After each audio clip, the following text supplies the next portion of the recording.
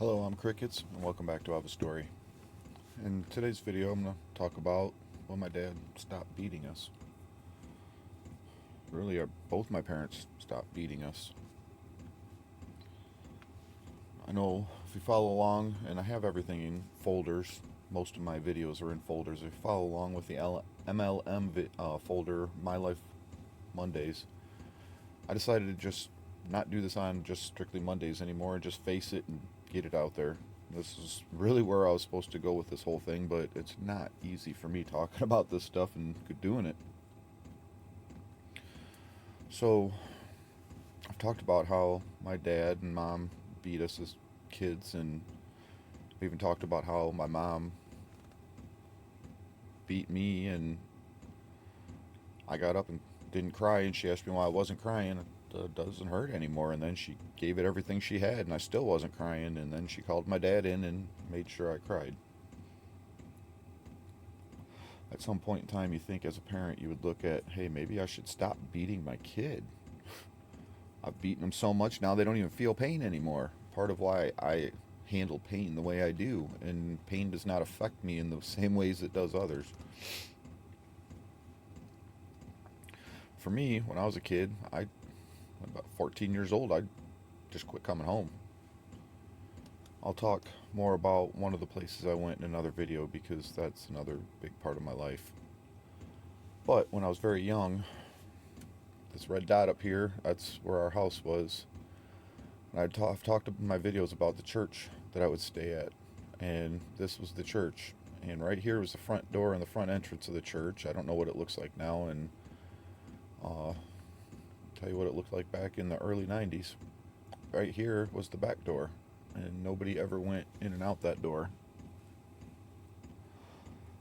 They had kind of a, what do you call it, a recess in the building where it was all just concrete, but the door was recessed into the building, and it gave a shelter to stay out of the rain and snow.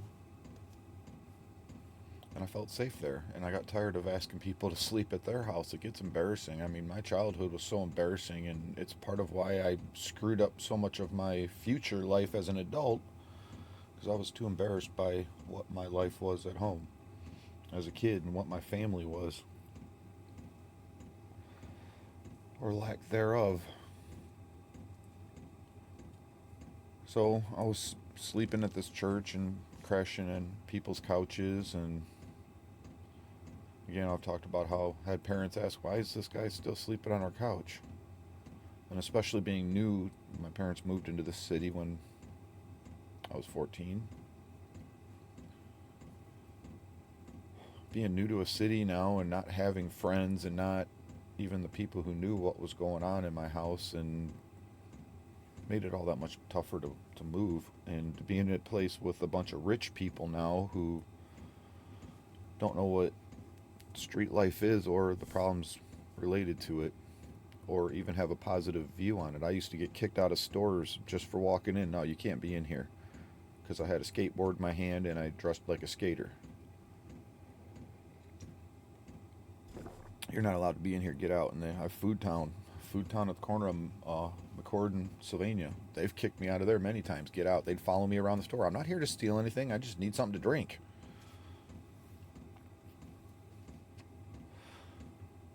It was embarrassing.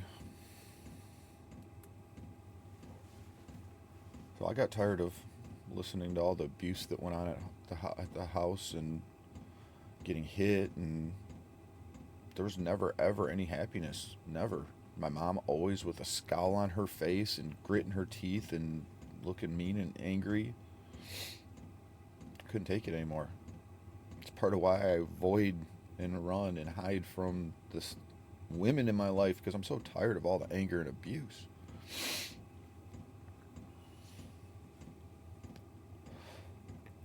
I hadn't seen my brother and sister in, I don't know, it's probably roughly 2 years. And I've always had great regrets and pain in my heart, because I was oldest brother. And looking back now, I wish I would have been a man as the oldest brother and stood up for my brother and sister, and instead I ran and hid from it. I've always regretted that. But what do you do at 15 years old, 14 years old? Do I shoot my dad? No, I can't do that. I do what my brother did to stop him getting beat. My dad finally quit beating my brother. I found this out after coming back and talking to my brother and sister. My brother swung back at my dad and started swinging back at my dad, and my dad stopped hitting him.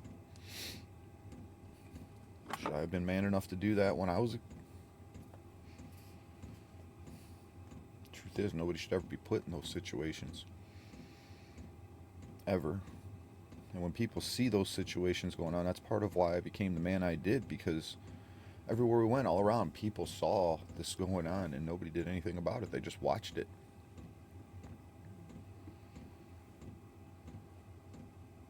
I can't just watch it when I see it happening to other people, because I know the pain. And then to find out later on in life, my oldest son that I've talked about, I'll link it in here, Where's My Boy? I'm living a whole life of this. Him being alienated, abused, withheld from me. I'm constantly, I started recording all this stuff back then. Looking at video, the evidence that I collected. Nobody cared. Nobody, not the police, not counselors. The only ones who did care were the doctor's offices, and then they didn't even care, and I'll get into that later. But to go through and took me forever. They fought and fought because of all the alienation and abuse his mom did, to the most severe extent again.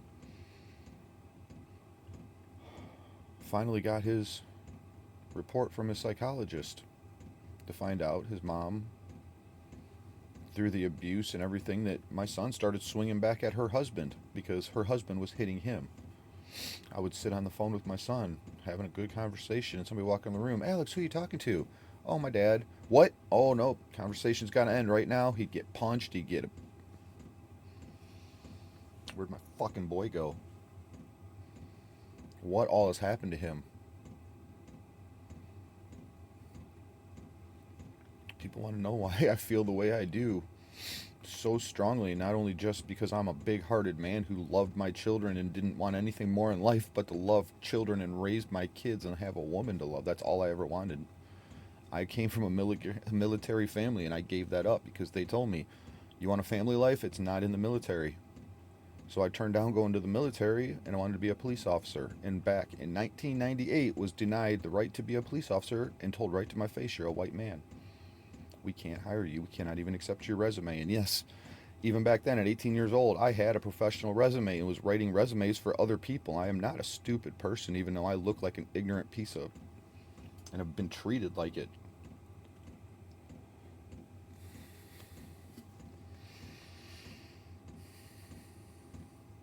I want all the pain to stop, and the only way it stops for me is to get my damn kids back and make sure it doesn't happen to them anymore. Put my past pain behind me and just focus on the future I have with them and what I could give to them, and not what I lost and what was taken from me, but what I could give to them.